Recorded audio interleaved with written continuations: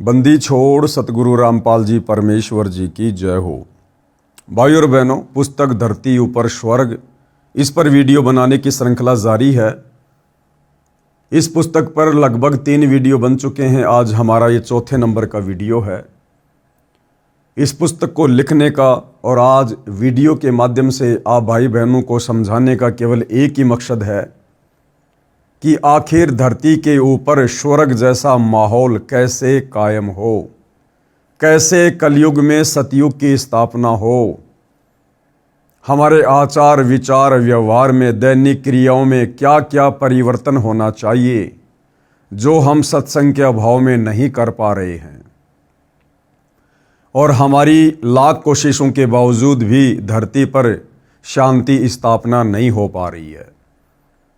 उसके लिए भाई और बहनों, सतगुरु रामपाल जी भगवान हमें बता रहे हैं, समझा रहे हैं कि इसके लिए सबसे पहले आपने अपने घर को, अपने परिवार को स्वर्ग जैसा बनाना पड़ेगा।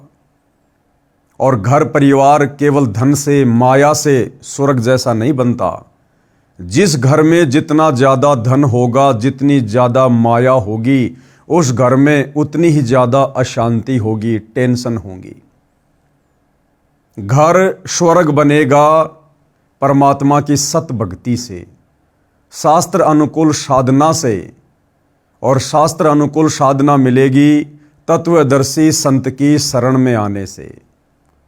और आज धरती पर एकमात्र तत्वदर्शी संत, पूर्ण संत, या यूं कह लीजिए संत रूप में परमात्मा केवल सतगुरु रामपाल जी हैं। इनकी शरण में आने के बाद, इनके उपदेश को ग्रहण करने के बाद, इन्हीं के आशीर्वाद से हमारी दैनिक क्रियाओं में परिवर्तन हो सकता है। हमारे आचार विचार व्यवहार में परिवर्तन होगा ही होगा। तो पहले हम सुधरेंगे, फिर अपने बच्चों को उपदेश दिलाकर उनको भी भक्ति मार्ग पर लगाकर सुधारेंगे। हम सुधरेंगे तो परिवार सुधरेगा, परिवार सुधरेगा तो गांव सुधरेगा, समाज सुधरेगा। और इस प्रकार से पूरी पृथ्वी पर जिस दिन घर घर में सतगुरु रामपाल जी के द्वारा दी जा रही शास्त्र अनुकूल भक्ति होने लगेगी, तो भाई और बहनों, ऑटोमेटिक इस पृथ्वी का माहौल सतयुग जैसा होगा, स्वर्ग जैसा होगा। उसके लिए हमें गुरुदेव भगवान ने इस पुस्तक में बताया कि सर्वप्रथम हमने समाज को बिगाड़ने वाली, अश्लीलता फैलाने वाली, समाज को कर्जे के बोझ तले दबाने वाली उन तमाम प्रकार की कुरीतियों से, झूठी मर्यादाओं से, परंपराओं से हमने बाहर निकलना पड़ेगा। जैसे शादी विवाह में दुनिया भर का खर्चा करना, लोक दिखावा करना, अन्य त्योहारों पर दुनिया भर का खर्चा करना,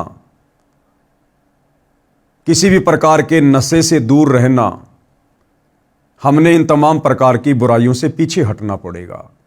और ये कहने मात्र से नहीं हो सकता, सरकार के द्वारा सख्त नियम लागू करने से नहीं होता। जब तक हमें आत्मज्ञान नहीं होगा, हम अपने विषय में नहीं जानेंगे, स्वयं को नहीं पहचानेंगे, मैं कौन हूँ, मेरा जन्म क्यों हुआ है, क्यों मर रहा हूँ, क्यों जन्म ले रहा हूँ।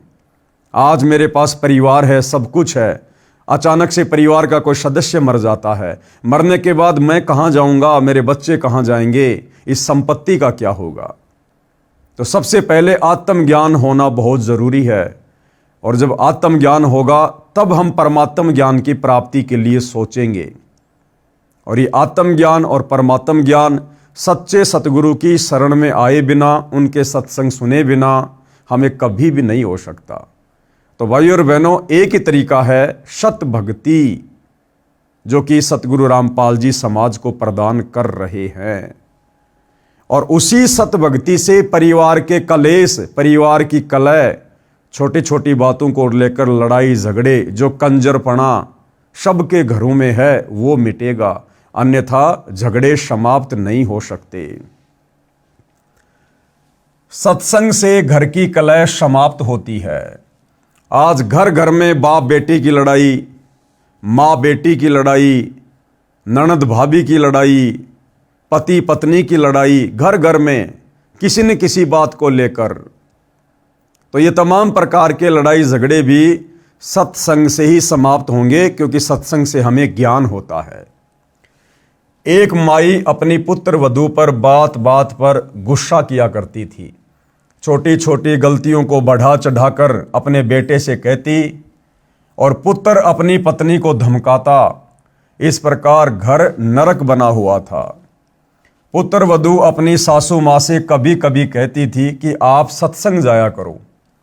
अपनी पड़ोसन भी जाती है।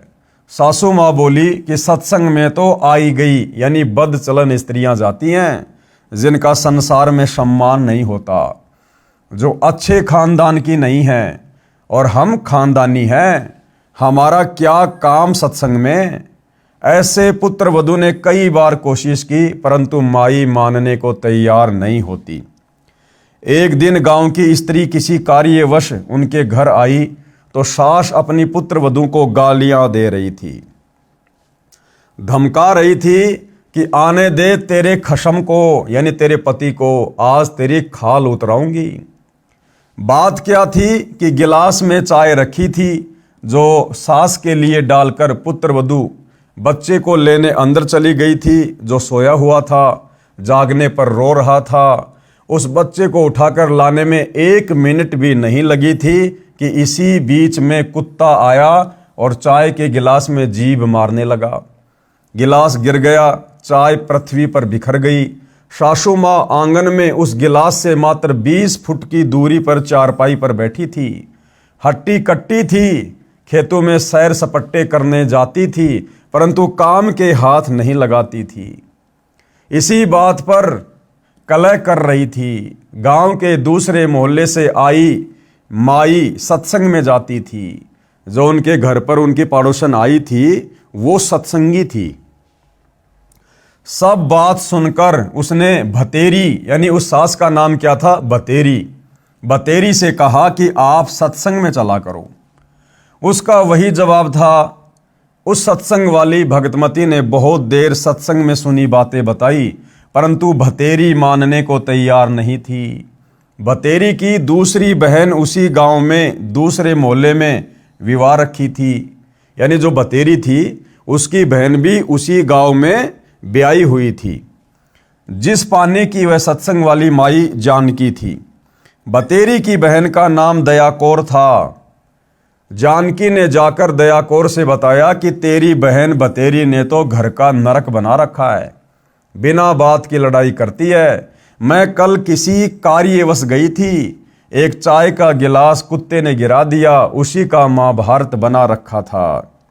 दया कौर भी जानकी के कहने से सत्संग सुनने गई थी और दीक्षा ले ली थी।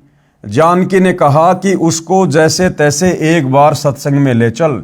जब तक संतों के विचार सुनने को नहीं मिलते तो व्यक्ति व्यर्थ की टेंशन यानी चिंता स्वयं रखता है तथा घर के सदस्यों को भी चिंता में रखता है। दया कौर अगले दिन अपनी बहन के घर गई। किसी बहाने भतेरी को अपने घर ले गई। वहां से कई अन्य औरतें सत्संग में जाने के लिए जानकी के घर के आगे खड़ी थी। वे दया कौर को सत्संग में चलने के लिए कहने उसके घर गई। वहां उसकी बहन भतेरी को देखकर उसे भी कह सुनकर साथ ले गई। भतेरी ने जीवन में प्रथम बार सत्संग सुना। आश्रम में कैसे स्त्री पुरुष रहते हैं सब आंखों देखा तो अच्छा लगा। जैसे अनाप शनाप सुना करती थी वैसा आश्रम में कहीं देखने को नहीं मिला। सत्संग में बताया गया कि कई व्यक्ति अपनी बहन, बेटियों, बहुओं तथा अन्य स्त्रियों को सत्संग नहीं भेजते और ना स्वयं जाते हैं। वे कहते हैं कि हमारे सत्संग में जाने से घर की इज्जत का नाश हो जाएगा, हमारी बहू बेटियां बदनाम हो जाएंगी। उनको विचार करना चाहिए कि जब सत्संग में न आने से परमात्मा के विधान का ज्ञान नहीं होता कि भक्ति न करने वाले स्त्री पुरुष अगले जीवन में महान कष्ट भोगते हैं। सूक्ष्म वेद में बताया है कि जो मनुष्य शरीर प्राप्त करके भक्ति नहीं करते उनको क्या क्या हानि होती है। कबीर हरि के नाम बिना नारी कुतिया हो, गली गली भोकत फिरे टूक न डाले कोई। संत गरीबदास जी की वाणी से बीबी पर्दे रहे थी। बीबी यानी वो घर की औरतें, वो पर्दे में रहा करती थी। जैसे राजा महाराजाओं की बहन बेटियां, स्त्रियां, कुछ समय पहले तक ठाकुरों की बहन बेटियां, स्त्रियां वो घर के अंदर रहा करती थी। वो पुरुष उन स्त्रियों को घर से बाहर नहीं निकलने दिया करते थे। कोई भी कार्य खेतों का या घर का स्त्रियों से नहीं करवाते थे। ये तो हमने भी देखा है भाई और बहनों। जब हम छोटे छोटे थे, हमारे गांव के पास में एक ठाकुरों का गांव था। जब हम किसी कार्यवश वहां जाते थे तो वो ठाकुर खुद ही गाय भैंस का गोबर खेतों में डाल के आते थे। घर का पानी भी खुद ही भरा करते थे। लेकिन अपने घर की औरतों को बाहर कार्य के लिए नहीं जाने दिया करते थे कि ये तो हमारे घर की इज्जत है। एक परंपरा के तहत उनको घर में रखा करते थे। तो कहते हैं बीबी पर्दे रहे थी और ड्योडी लगती बाहर। ड्योडी यानी एक आध नौकरानी भी रहा करती थी। उनको पर्दे में रखा करते थे, ड्योडी के अंदर रखा करते थे। अब गात उगाड़े फिरती हैं बनकुतियां बाजार। वो पर्दे में रहने वाली बहन बेटियां जो ड्योडी के अंदर रहा करती थी, कहते हैं अब वो नंगे शरीर, गात उगाड़े यानी नंगे शरीर, अब वो कुतिया बनकर सरेआम बाजार में घूम रही हैं। जो उस समय घर की इज्जत हुआ करती थी, बिना सत्संग के, बिना सच्चे सतगुरु की शरण के इतना बड़ा पंगा मोल ले लिया उन्होंने। जो 1-1 लाख के, 9-9 लाख के गहने पहन कर रहा करती थी, खूबसूरत कपड़े पहन के रहा करती थी, दिन में 2-2 बार नहाया करती थी, नौकरानियां जिनका मैल उतारा करती थी, जो काजू किशमिश के हलवे खाया करती थी, एक बिना भक्ति के, बिना सत्संग के, बिना सतगुरु की शरण के, अब वो रानियां, वो घर की बहन बेटियां, उन इज्जतदारों की अगले जन्म में फिर क्या हुआ, नंगी होकर कुतिया बनकर सरेआम बाजार में घूम रही हैं। ऐसी दुर्गति ये काल करता है। बीबी पर्दे रहे थी, ड्योडी लगती बाहर, अब गात उघाड़े फिरती हैं बनकुतियां बाजार। वे पर्दे की सुंदरी सुनो संदेशा मोर। अब क्या कह रहे हैं परमात्मा, वो पर्दे में रहने वाली सुंदर सुंदर स्त्रियां, बहन बेटियां, कहते हैं गात उगाड़े फिरती हैं करे सरायों शोर। अब वो नंगी होकर कुतिया बनकर, बिना भक्ति के, बिना सत्संग के, और करे सरायों शोर। सराय यानी धर्मशाला। पहले के समय में यात्री आते थे, जाते थे, तो रोड के किनारे धर्मशाला बनी होती थी। वहाँ पर रात्रि विश्राम के लिए रुक जाया करते थे। जो भी भोजन पानी घर से लाते थे वो अपना खा लिया करते थे। तो जिस समय वो उन धर्मशालाओं में ठहर कर भोजन किया करते थे, तो कुत्ता या कुतिया वहाँ आकर बैठ जाया करती थी एक टुकड़े की आश में। वो बहन बेटी इज्जतदारों की, धनवानों की, राजाओं की रानियाँ, वो घर की इज्जत, अब बिना भक्ति की वो कुतिया बन के एक रोटी के टुकड़े के लिए नंगी होकर बैठी है।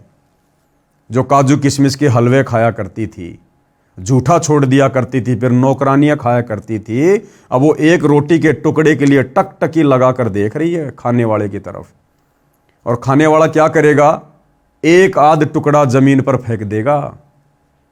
अब वो बहन, वो बेटी, वो राजा की रानी, वो पर्दे में रहने वाली सुंदरी जिसने भक्ति नहीं की, वो एक रोटी का टुकड़ा खाएगी, साथ में 10 ग्राम मिट्टी भी खाएगी। अब वो काल ऐसे दुर्गति करता, बिना भजन के, बिना सत्संग के। वे पर्दे की सुंदरी सुनो संदेशा मोर, गात उगाड़े फिरती हैं करे सरायों शोर। नक बेसर नक पे बनी पहरे थी हार हमेल। यानी कई कई लाख के गहने पहनने वाली वो माता बहनें जिन्होंने भक्ति नहीं करी, अब सुंदरी से कुतिया बनी सुन साहिब के खेल। बिना भक्ति के अब सुंदर स्त्री से वो कुतिया बनकर घूम रही है। ऐसा खेल खेल दिया परमात्मा ने उनके साथ में अपने विधान अनुसार। यानी भाई और बहनों, कहने का मतलब है कि वर्तमान कलयुग में हमारी जो नकारात्मक सोच संतों और सत्संग के प्रति हो चुकी है, हमने उसको बदलना होगा।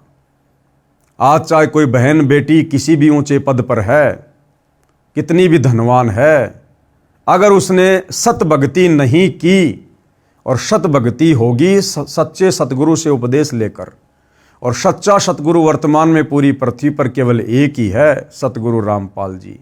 क्योंकि एक समय में पृथ्वी पर केवल एक ही सतगुरु होता है, बाकी तो जगह जगह गांव गांव में नगर नगर में नकली सतगुरु आश्रम बना बनाकर इस काल ने बैठा रखे हैं। वो सतगुरु नहीं है। तो सीधा सीधा कहने का मतलब है, वर्तमान में इस पूरे विश्व में एकमात्र सतगुरु रामपाल जी हैं जो सत भक्ति दान करने के अधिकारी हैं, जिनकी शरण में आकर सत भक्ति करने से आगे ऐसी दुर्गति नहीं होगी, 84 लाख योनियों में जाना नहीं होगा, नरक भोगना नहीं होगा। अन्यथा आज चाहे कोई कितने बड़े राजपद पर है, चाहे कितने बड़े धनवान की पत्नी है, अगर वो बहन बेटियां सत भक्ति सतगुरु रामपाल जी से उपदेश लेकर नहीं करती हैं, भाई अंत में यही दुर्गति होगी जो परमात्मा का विधान है कि नक बेसर नक पे बनी पहरे थी हार हमेल, और सुंदरी से कुतिया बनी सुन साहिब के खेल। भावार्थ है, मनुष्य जीवन प्राप्त प्राणी यदि भक्ति नहीं करता है तो वह मृत्यु के उपरांत पशु पक्षियों आदि आदि की योनियां प्राप्त करता है। परमात्मा के नाम जाप बिना स्त्री अगले जन्म में कुतिया का जीवन प्राप्त करती है, फिर निवस्त्र होकर नंगे शरीर गलियों में भटकती रहती है, भूख से बेहाल होती है, उसको कोई रोटी का टुकड़ा भी नहीं डालता। जिस समय वह आत्मा स्त्री रूप में किसी राजा राणा तथा उच्च अधिकारी की बीवी यानी पत्नी थी, वे उसके पूर्व जन्मों के पुण्यों का फल था जो कभी किसी जन्म में भक्ति धर्म आदि किया था। वह सर्व भक्ति तथा पुण्य स्त्री रूप में प्राप्त कर लिए। वह आत्मा उच्च घरानों की बहु बेटियां थी, तब पर्दों में रहा करती थी, काजू किशमिश डालकर हलवा तथा खीर खाती थी, उनका जूठा छोड़ा हुआ नौकरानियां खाया करती थी। उनको सत्संग में नहीं जाने दिया जाता था क्योंकि वे उच्च घरानों की बहुएं तथा बेटियां थी, घर से बाहर जाने से बेइज्जती मानती थी। बड़े घरों की इज्जत इसी में मानी जाती थी कि बहु बेटियों का पर्दों में घर में रहना उचित है। इन कारणों से वह पुण्यात्मा सत्संग विचार न सुनने के कारण भक्ति से वंचित रह जाती थी। उस मानव शरीर में वह स्त्री गले में 9-9 लाख रुपए के हमेल हार पहनती थी, नाक में सोने की नाथ पहनती थी, उसी हार श्रृंगार में अपना जीवन धन्य मानती थी। भक्ति ना करने से वे अब कुतिया का जीवन प्राप्त करके नंगे शरीर गलियों में एक टुकड़े के लिए तरस रही होती हैं। शहर में पहले सराय यानी धर्मशाला होती थी, यात्री रात्रि में उनमें रुकते थे, सुबह भोजन खाकर प्रस्थान करते थे। वह पर्दे में रहने वाली सुंदर स्त्री कुतिया बनकर धर्मशाला में रुके यात्री का डाला टुकड़ा खाने के लिए सराय यानी धर्मशाला में भोंकती है। रोटी का टुकड़ा धरती पर डाला जाता है, उसके साथ कुछ रेत मिट्टी भी चिपक जाती है। वह सुंदरी जो काजू किशमिश युक्त हलवा खीर खाती थी, भक्ति नहीं करती थी, उस रेत मिट्टी युक्त टुकड़े को खा रही है। यदि मनुष्य शरीर रहते सहते पूरे संत से नाम लेकर भक्ति कर लेती तो ये दिन देखने नहीं पड़ते। कहने का मतलब है भाई और बहनों, उनके साथ तो जो बनी सो बनी, उन्होंने तो अपने कर्मों का फल भोगा सो भोगा। लेकिन वर्तमान में आप और हमें समय रहते समझाया जा रहा है, बताया जा रहा है किस कर्म का आगे चलकर क्या फल मिलेगा, क्या परिणाम भुगतना पड़ेगा। सत भक्ति ना करने से स्त्री की क्या दुर्गति होगी, पुरुष की क्या दुर्गति होगी, ये आप और हमें समय रहते समझाया जा रहा है, बताया जा रहा है। क्योंकि मनुष्य शरीर में हम भक्ति कर सकते हैं, भक्ति को समझ सकते हैं। कुत्ते के जीवन में, गधे के जीवन में, क्योंकि 84 लाख योनियों के शरीरों में ना हम भक्ति कर सकते, ना हम भक्ति को समझ सकते। आज हमें मनुष्य जन्म प्राप्त है, आज हम समझ भी सकते हैं और हम भक्ति कर भी सकते हैं। और यदि आज इस गोल्डन टाइम में जब भक्ति करवाने वाले पूर्ण संत स्वयं धरती पर प्रकट है, यदि हम नहीं जागेंगे, जेब से मोबाइल निकालकर यूट्यूब पर उनके सत्संग नहीं सुनेंगे, उनसे उपदेश प्राप्त करके सत भक्ति नहीं करेंगे, तो जो दुर्गति भक्ति ना करने वालों की होती है, जो इस पुस्तक में लिखा हुआ है, जो परमेश्वर का अटल विधान है, फिर हमारे साथ भी वही बनेगी। वही कुतिया के जीवन भोगने पड़ेंगे, गधे के जीवन भोगने पड़ेंगे। परमात्मा कहते हैं एक हरि की भक्ति बिन नारी कुतिया होए, गली गली भोकत फिरे टूक न डाल कोई। फिर परमात्मा कहते हैं एक हरि की भक्ति बिन राजा गधा हो, और माटी लदे कुम्हार की घास न डाले कोई। चाहे देश का राजा क्यों ना है, अगर सत भक्ति सच्चे सतगुरु से उपदेश लेकर नहीं की, और राजा भी अगले जन्म में 84 लाख में गधा बनेगा, गधा। ये परमात्मा का अटल विधान है। तो समझदार व्यक्ति कभी भी ऐसी आफत मोल नहीं लेगा। कबीर हरि के नाम बिन राजा ऋषभ हो, ऋषभ यानी गधा खच्चर, और माटी लदे कुम्हार के घास न डाले कोई। भगवान की भक्ति न करने से राजा गधे का शरीर प्राप्त करता है, कुम्हार के घर पर मिट्टी ढोता है, घास स्वयं जंगल में खाकर आता है। फिर ऐसी दुर्गति होगी उस राजा की, उस बड़े अधिकारी की, जो आज नौकरों के माध्यम से 56 प्रकार के पकवान भोग रहा है। अगले जन्म में गधा बनेगा, घर पर उसको कुम्हार खाना भी नहीं देगा। फिर पीछे तू पशुआ कीजे दीजे बैल बनाए। फिर और क्या दुर्गति होगी। फिर अगले जन्म में परमात्मा उस मनुष्य शरीरधारी आत्मा को, जिसने मनुष्य शरीर में भक्ति नहीं की थी, फिर परमात्मा उसे बैल बनाएगा, और 4 पहर जंगल में डोले तो नहीं उधर भराए। सारा दिन नीचा मुंह करके खाता रहेगा, पीछे से निकालता रहेगा, और सारा दिन में उसका पेट भी नहीं भर पाएगा ढंग से। सिर पर सींग दिए मन बोरे, धूम से मच्छर उड़ाए। फिर क्या करेगा परमात्मा, उसके सिर पर 2 सींग देगा, और धूम यानी एक उसको पूंछ लगा देगा, और उसी पूंछ से वो अपनी मक्खियां उड़ाएगा, अपनी खुजली को शांत करेगा। जब उसको मनुष्य शरीर था, धनी था, राजा था, मंत्री था, उच्च घराने का था, गर्मियों में कूलर का प्रयोग करता था, एसी का प्रयोग करता था, या नौकर वगैरह रात्रि में उसके ऊपर पंखा करते रहते थे। अब बिना सतभक्ति के, बिना सत्संग के अब वो बैल बन गया, कुत्ता बन गया, गधा बन गया। उसको 1.5 फुट की पूंछ लगा दी गई। अब वो पूंछ ही उसका कूलर है, उसकी एसी है। चाहे हवा करो, चाहे मक्खी मच्छर भगाओ। सिर पर सींग दिए मन बोरे, धूम से मच्छर उड़ाए, और कांदे जुआ जोते कुआ, कोंदू का बुश खाए। फिर और क्या दुर्गति होगी उस बैल की।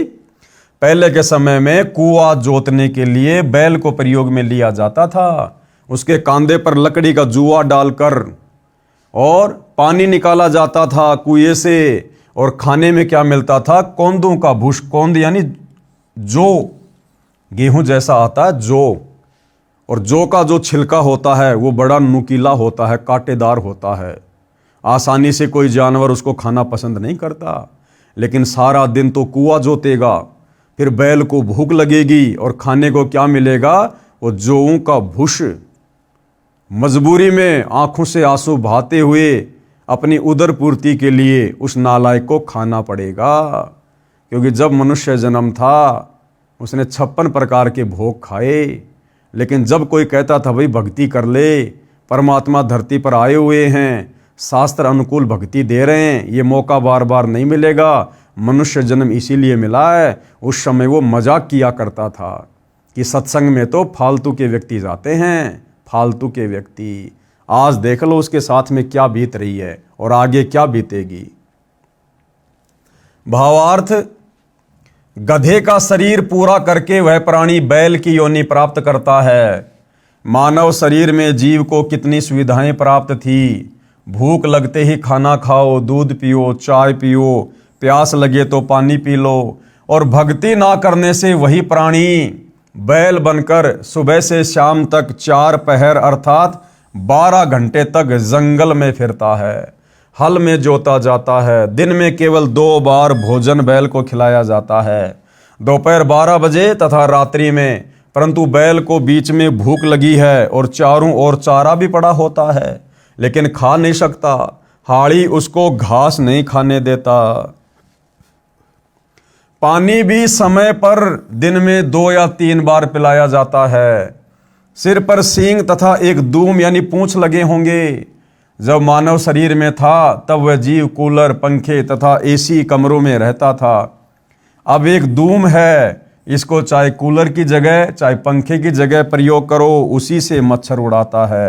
यानी ऐसी दुर्गति भाई और बहनों उस प्राणी की होती है जिसको परमात्मा भक्ति के लिए मनुष्य जन्म प्रदान करता है, लेकिन वो नादान प्राणी उस शु अवसर का फायदा नहीं उठा पाता है।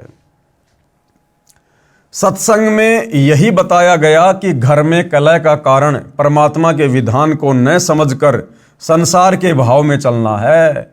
घर का कोई सदस्य घर में हानि नहीं करना चाहता, ना सास घर में हानि करना चाहती, ना बहू घर में कोई नुकसान करना चाहती। किसी कारण से हानि हो जाती है तो उसको लेकर झगड़ा नहीं करना चाहिए। जो हानि होनी थी वह तो हो चुकी है, वह तो ठीक होगी नहीं। व्यर्थ की कलह करना समझदारी नहीं है। जिससे गलती से कोई हानि हो जाती है तो उसे कहना चाहिए, हे बेटा बेटी, माता पिता या सास बहू, ये जो हो गया ये अपने भाग्य में नहीं था, आपने जानबूझकर तो किया नहीं है। इस बात से घर में शांति कायम रहती है। कलह में काल निवास करता है, लड़ाई झगड़े में मन मुटाव में क्या निवास करता है? काल। भूत प्रेतों का उस घर में डेरा होता है। जो कलह नहीं करते वे सुख से बसते हैं, और जिस घर में नाम का सुमरण तथा परमात्मा की भक्ति, आरती, स्तुति, ज्योति, यज्ञ होती है, उस घर में परमात्मा के आदेश से देवताओं का निवास होता है। सत्संग सुनकर सब अपने अपने घर चली गई। सत्संग दिन के 12 बजे से 2 बजे तक हुआ था। पुत्र वधू को पता नहीं था कि सासू माँ सत्संग में गई थी। अगले दिन सुबह भैंस का दूध निकालकर पुत्र वधू उस दूध की भरी बाल्टी को छत में लगे कुंडे वाले सरिये में प्रतिदिन की तरह टांगने लगी। उसे लगा कि बाल्टी टंग गई, परंतु सरिये के उल्टी ओर बाल्टी का कड़ा लगा था। पुत्र वधू ने सोचा कि ठीक लगा है और बाल्टी छोड़ दी। बाल्टी पृथ्वी पर गिर गई, दूध बिखर गया। आवाज सुनकर भतेरी आई और पुत्र वधू दूध की बजाय सासू माँ की ओर मायूसी से देख रही थी कि आज ये बुढ़िया घर में झगड़ा करवाएगी, आज अपने बेटे से मेरी पिटाई करवाएगी। लेकिन पुत्र वधू ने बोलना उचित नहीं समझा, क्योंकि पुत्र वधू को पता था कि सासू माँ किसी भी सफाई के वचन नहीं सुनती। सोच रही थी कि आज का सारा दिन कलह में जाएगा, शाम को पति आएगा, उससे भी पिटाई करवाएगी। हे परमात्मा, ये कौन बनी? ऐसी गलती तो कभी नहीं हुई थी। हे सतगुरु, कुछ तो दया करो। मैं तो आपकी भक्ति भी भूलने को हो रही हूँ। मुझे तो सारा दिन सासू माँ के श्लोक याद रहते हैं। बतेरी बोली, बेटी जो होना था वह हो गया। अब देखो भाई और बहनों, एक दिन के सत्संग का प्रभाव, एक दिन के सत्संग ने उस स्त्री की काया पलट कर दी, उसके विचारों को बदल दिया एक दिन के सत्संग ने। और वो सासू माँ क्या बोली? बतेरी बोली, बेटी जो होना था वह तो हो गया, आज हमारे भाग्य में दूध है ही नहीं। चिंता ना कर, इस दूध को ऊपर से हाथों से बाल्टी में डालकर भैंस को पिला दे। ये कहकर जो नाम दीक्षा ली थी उसका जाप करने लग गई। पुत्र वधू को अपने कानों पर विश्वास नहीं हो रहा था। सोच रही थी कि माता जी आज पता नहीं कौन सा स्टेशन यानी रेडियो आकाशवाणी वाला स्टेशन पकड़ गई।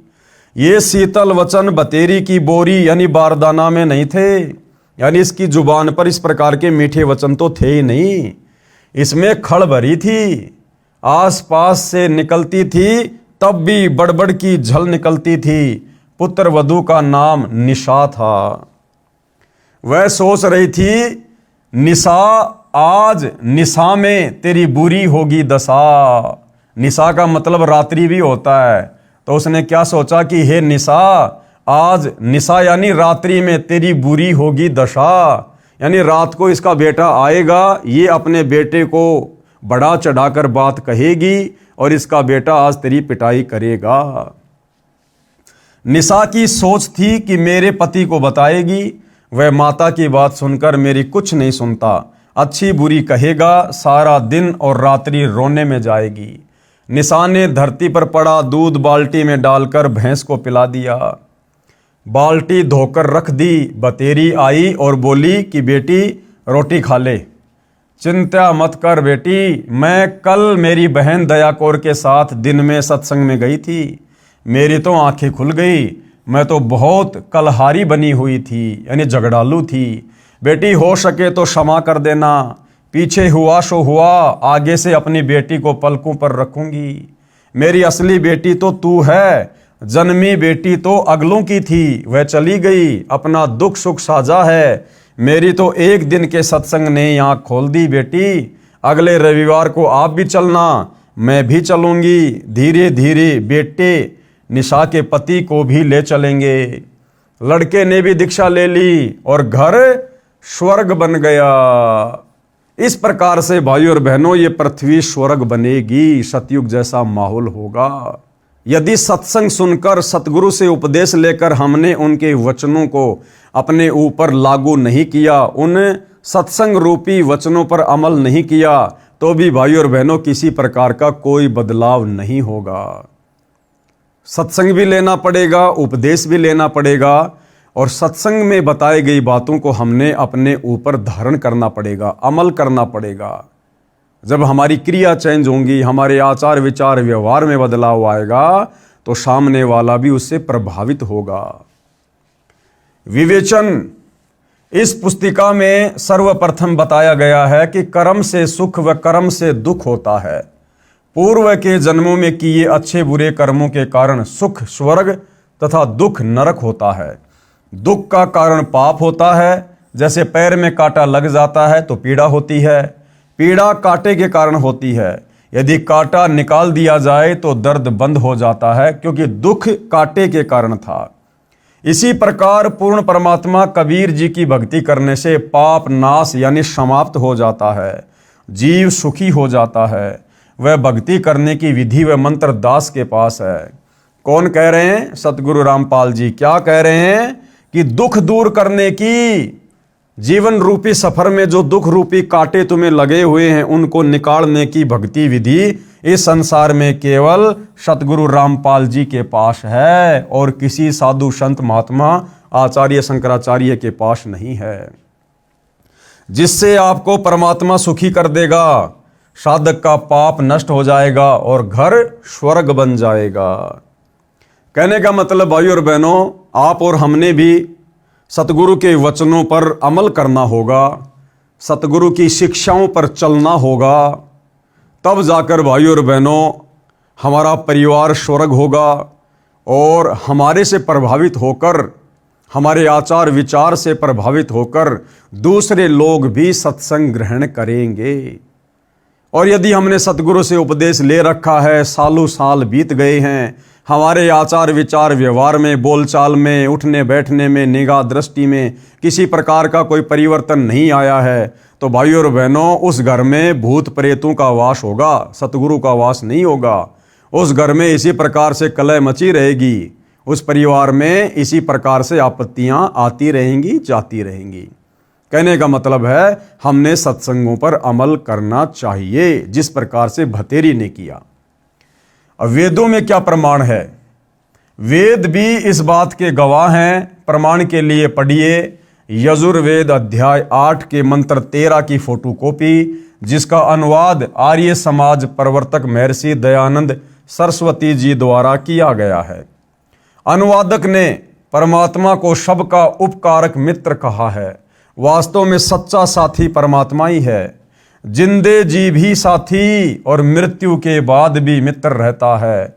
इस संसार के सब नाते यहीं तक हैं। इस वेद मंत्र में स्पष्ट है कि अपने भगत या भगतमती के ऐनस यानी घोर से घोर पाप को भी परमात्मा नाश यानी खत्म कर देगा, जिससे सुख प्राप्त होता है।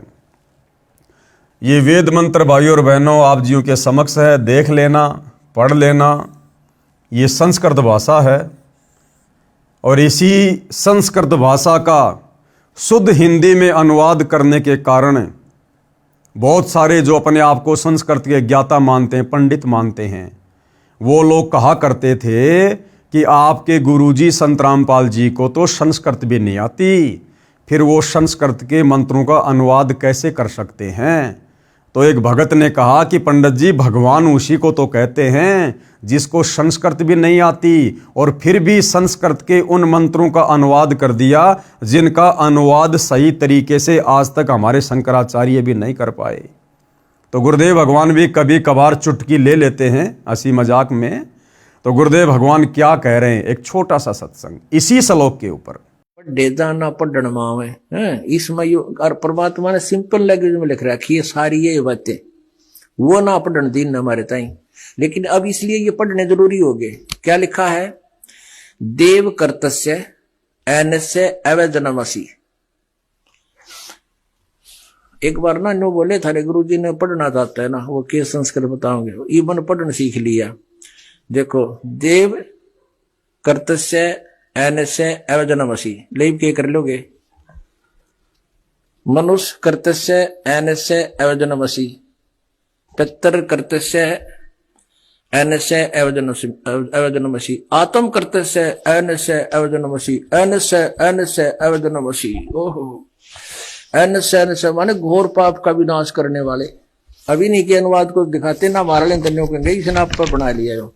तो भाई और बहनों, ये परमात्मा हैं, ये जानी जान हैं, सर्वज्ञ हैं, सभी भाषाओं के जनक हैं। और संस्कृत भाषा तो छोड़िए, 84 लाख योनियों में सूक्ष्म जीव से लेकर और हाथी तक जितने भी जीव जंतु हैं, ये परमात्मा तो सबकी भाषा, उनके अंतर्मन की भाषा को भी जानने वाला है। तो क्या कहा गया है इस मंत्र में, हे सबके उपकारक करने वाले मित्र, यानी सबका भला करने वाले परमात्मा। मित्र शब्द यहां महर्षि जी ने परमात्मा के लिए संबोधित किया है कि ये सबका भला करने वाले परमात्मा, आप दान देने वाले के, एनस यानी अपराध के विनाश करने वाले हो, यानी आप घोर से घोर पापों का नाश करने वाले हो। साधारण मनुष्यों के किए हुए अपराध के विनाश करने वाले हो। पिता के किए हुए विरोध आचरण के अच्छे प्रकार हरने वाले हो। अपने किए हुए पाप के दूर करने वाले हो। अधर्म के नाश करने हारे हो, यानी घोर से घोर पापों के भी नाशक हो। जानता हुआ मैं जो कुछ भी अपराध करता हूँ, अधर्माचरण किया या करता हूँ या करूँ, अनजान में जो कुछ भी किया करता हूँ वह करूँ, उस सब दुष्ट आचरण के दूर करने वाले आप हो। अब आगे क्या बताया जा रहा है, भक्ति करने से दुख समाप्त हो जाते हैं, कार्य सिद्ध होते हैं। जैसे पहले ज़माने में हाथ से चक्की चलाते, हाथ से पशुओं का चारा काटते थे। अब बिजली से चलने वाली चक्की है तथा बिजली से चलने वाले गंडासे यानी मशीन से चारा काटते हैं। कितना आसान हो गया।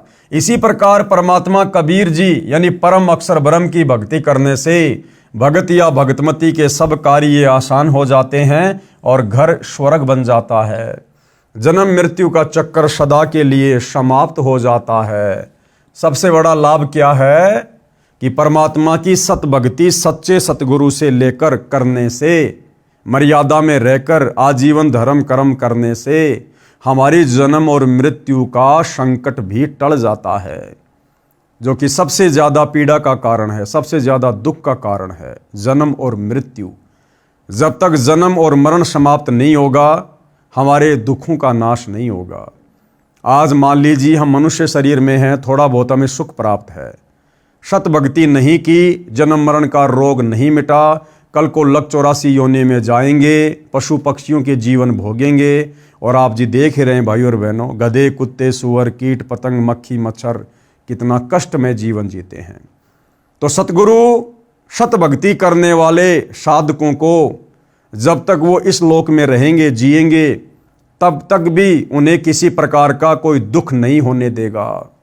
और मरने के बाद परमेश्वर उन्हें अपने शवलोक सतलोक में लेकर जाएंगे, जहाँ जाने के बाद फिर जन्म और मृत्यु नहीं है, बुढ़ापा नहीं है, कष्ट नहीं है। तो कितना बड़ा फायदा भाई और बहनों। फिर किसी ने सवाल किया, मृत्यु भोज के विषय में आपके क्या विचार हैं? सतगुरु रामपाल जी से सवाल किया कि किसी व्यक्ति की मृत्यु हो जाने के बाद समाज की एक परंपरा के तहत गांव वालों को भोजन करवाया जाता है, लड्डू जलेबियां बनाई जाती हैं, तो इस मृत्यु भोज के ऊपर आप जी के क्या विचार हैं? तो गुरुदेव क्या कह रहे हैं, यह व्यर्थ है, यानी बेकार की परंपरा है, हम नहीं करते। यानी सतगुरु रामपाल जी के कबीर पंथ में इस प्रकार की बकवाद उनके भगत नहीं करते। और अब तो बुद्धिमान मानव समाज भी इस पर प्रतिबंध लगाने लगा है। कबीर साहिब जी की वाणी में बताया है कि कबीर जीवित बाप गैल लट्ठम लट्ठा और मुँह गंग पहुँचावे। यानी जब तक माता पिता जीवित हैं तब तक तो उनका आदर करते नहीं, उनकी इज्जत करते नहीं, अच्छा खाने को अच्छा पहनने को देते नहीं, और मरने के बाद इस झूठी परंपरा के तहत आप गंगा जी में जाओगे उनकी मुक्ति करवाने के लिए। तो जिस बेटा बेटी ने जीते जी माँ बाप की सच्ची सेवा करके उसको आनंद नहीं दिया, भला मरने के बाद इन व्यर्थ की परंपराओं में पड़कर आप कैसे उनकी मुक्ति करवा दोगे? अर्थात अपने पिता व माता जी के साथ जिंदे जी तो उलट सुलट बोलते हैं, सब नहीं अधिकतर। यानी गुरुदेव कहते हैं सभी नहीं, बहुत सारी अच्छी संतान भी होती है पूर्व संस्कार की, लेकिन ये कलयुग है भाई और बहनों, ज्यादातर अपने माता पिता के साथ अच्छा व्यवहार नहीं करते। और मरने के पश्चात उसकी जली हुई हड्डियों को राख समेत उठाकर पुरोहित के माध्यम से गंगा के जल में परवाह करने जाते हैं, फिर उसका काज यानी मृत्यु भोज करते हैं, वह व्यर्थ है। अपने माता पिता को जीवित रहते खिलाओ पिलाओ, अच्छा कपड़ा पहनाओ, प्यार दो। यदि धर्म यज्ञ करना है तो उसके जीवित रहते शास्त्र अनुसार कराओ, गुरु बनाओ, मानव जीवन सफल होगा। हम सतगुरु रामपाल जी के भगत इस प्रकार की व्यर्थ की परंपराओं के पचड़े में नहीं पड़ते हैं। हम इस प्रकार की समाज बिगाड़क और व्यर्थ की खर्चीली परंपराओं का निर्वाह नहीं करते हैं। हम अपने माता पिता से भी भक्ति करवाते हैं, हम स्वयं भी भक्ति करते हैं, और सतगुरु के आदेश अनुसार शास्त्र अनुकूल धर्म कर्म करते हैं, जिससे माता पिता की मुक्ति होगी। शास्त्र अनुकूल सत भक्ति बिना आप चाहे कितना ही धर्म कर्म कर लो, कितने पुण्य कर लो, कितने भंडारे कर लो, कितना ही कुछ कर्म कांड कर लो, वो आत्मा 84 लाख योनियों में जाने से नहीं बच सकती है। कबीर गुरु बिन माला फेरते, गुरु बिन देते दान, गुरु बिन दोनों निष्फल है पूछो वेद पुराण। यानी बिना गुरु के दिया गया दान और जपा गया नाम आपको किसी प्रकार से कोई लाभ देने वाला नहीं है। अब बहुत सारे भगत भाई बहन कह देंगे हमारे गुरु जी तो बहुत पहुँचे हुए हैं, उनके तो बहुत सारे आश्रम हैं, लाखों की संख्या में उनके शिष्य हैं, हमारे गुरु जी का ये नाम है, वो नाम है, आचार्य हैं, शंकराचार्य हैं, दुनिया में बोलबाला है। भाई और बहनों, वो सारे के सारे नकली हैं, नकली, सारे के सारे काल के द्वारा भेजे गए हैं। सच्चा सतगुरु पृथ्वी पर एक समय में एक ही होता है, जो नाम दीक्षा देने का अधिकारी होता है, धर्म कर्म करवाने का अधिकारी होता है, सत्संग करने का अधिकारी होता है। बाकी सब काल का जाल है, काल का जाल। तो वर्तमान में सच्चे सतगुरु रामपाल जी की शरण में आकर उनके दिशा निर्देशन में यदि आप दान धर्म करते हैं, नाम मंत्रों का जाप करते हैं, तो भाई और बहनों आपकी वह क्रिया सफल होगी। अन्यथा चाहे देश के चारों शंकराचार्यों को इकट्ठा करके उनके मार्गदर्शन में धर्म कर्म क्यों ना करो, आप नरक जाने से 84 लाख योनियों में जाने से नहीं बच सकते। तो कहते हैं कबीर गुरु बिन माला फेरते, गुरु बिन देते दान, गुरु बिन दोनों निष्फल है पूछो वेद पुराण। कौन सा गुरु? सच्चा गुरु। कबीर राम कृष्ण से कौन बड़ा, उन्हों भी गुरु कीन, तीन लोक के वेदणी, गुरु आगे आधीन। हमें गुरुदेव भगवान समझाना चाहते हैं कि गुरु का इस मनुष्य जन्म में कितना बड़ा महत्व है। ये मनुष्य जन्म हमें सतगुरु की सच्ची भक्ति करके मोक्ष प्राप्ति के लिए मिला है।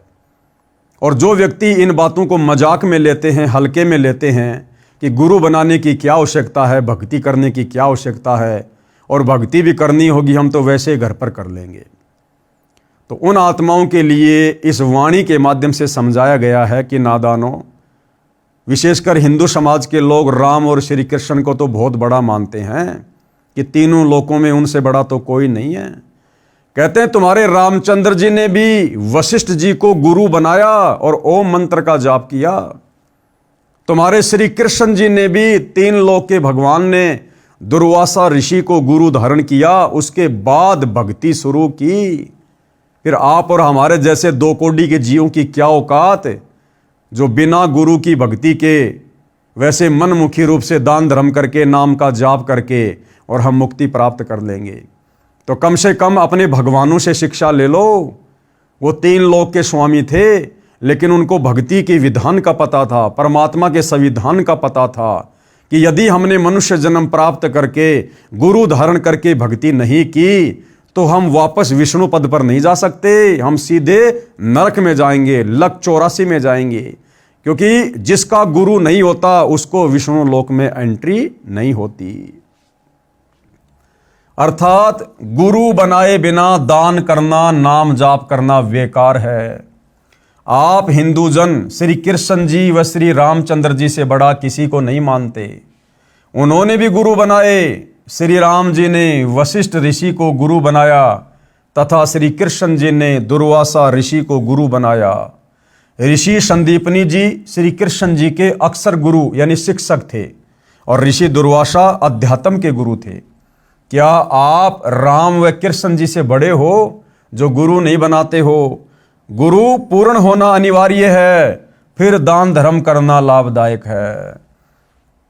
और विशेष बात भाइयों और बहनों, श्री रामचंद्र जी ने जिसको गुरु बनाया वशिष्ठ जी को, और श्री कृष्ण जी ने जिसको गुरु बनाया दुर्वासा जी को, वो वशिष्ठ और दुर्वासा भी पूर्ण गुरु नहीं थे, तत्वदर्शी संत नहीं थे। आप और हमारा कितना बड़ा सौभाग्य जो हम पूर्ण सतगुरु की शरण में आ चुके हैं और वर्तमान के विश्व के मानव समाज के स्त्री पुरुषों का कितना बड़ा सौभाग्य जिनको अपने समकालीन धरती पर सच्चा सतगुरु सुलभ है। यदि वे चाहें तो सत्संग सुनकर ज्ञान को आधार बनाकर इस सु अवसर का लाभ उठा सकते हैं, जो सु अवसर त्रेता में द्वापर में श्री राम और श्री कृष्ण जी को भी नसीब नहीं हुआ। आगे क्या कहा जा रहा है कि ये जो प्रसंग है ये धरती ऊपर स्वर्ग का चल रहा है कि धरती के ऊपर स्वर्ग कैसे कायम हो, कैसे स्वर्ग जैसा माहौल धरती पर बने, घर घर में नगर नगर में शांति हो, परमात्मा की भक्ति हो, कैसे होगा ये सब? उसके लिए हमने इस पुस्तक को बहुत ही धैर्य से दिल थाम कर पढ़ना होगा। आप जी से निवेदन है कि इस पुस्तक को दिल थाम कर श्रद्धा के साथ पढ़कर समझकर मुझदास लेखक यानी सतगुरु रामपाल जी के आश्रम में या नामदान केंद्र में आएं और शास्त्रोक्त साधना लेकर अपना तथा परिवार का निःशुल्क कल्याण करवाएं। धरती ऊपर ही स्वर्ग का एहसास करें। यदि इस पुस्तक को पढ़कर फिर भी लोक लाज के कारण इस दलदल में धंसा रहता है, समझदारी नहीं है, जैसे सती प्रथा थी, पति की मृत्यु हो जाती थी तो लोक लाज व कुप्रथा के कारण जवान पत्नी को भी जिंदा जलना पड़ता था। राजा भी इस प्रथा की मार से नहीं बचते थे। महाभारत ग्रंथ में प्रकरण है कि राजा पांडु की मृत्यु के पश्चात रानी माद्री उसके साथ सती हुई थी, यानी जिंदा जलकर मरी थी। राजा पांडु की दो पत्नियां थी, कुंती तथा माद्री। ये भी तो किसी समझदार पुरुष ने समाप्त करने का बीड़ा उठाया, यानी सती प्रथा को जो समाज में कुप्रथा थी उसको भी समाप्त करने के लिए किसी न किसी महापुरुष ने तो बीड़ा उठाया। उसको भी तो कितनी परेशानियों का सामना करना पड़ा होगा, आलोचनाओं का सामना करना पड़ा होगा, निंदा का पात्र बना होगा, लेकिन वो अपने मकसद पर अडिग रहा और अंत में उस कुप्रथा का सत्यानाश हुआ। तो वर्तमान में इस धरती पर सती प्रथा से भी भयंकर प्रथा, ये शास्त्र विरुद्ध साधना जो नकली धर्म गुरुओं ने घर घर में पनपा रखी है, ये जानलेवा बीमारी है।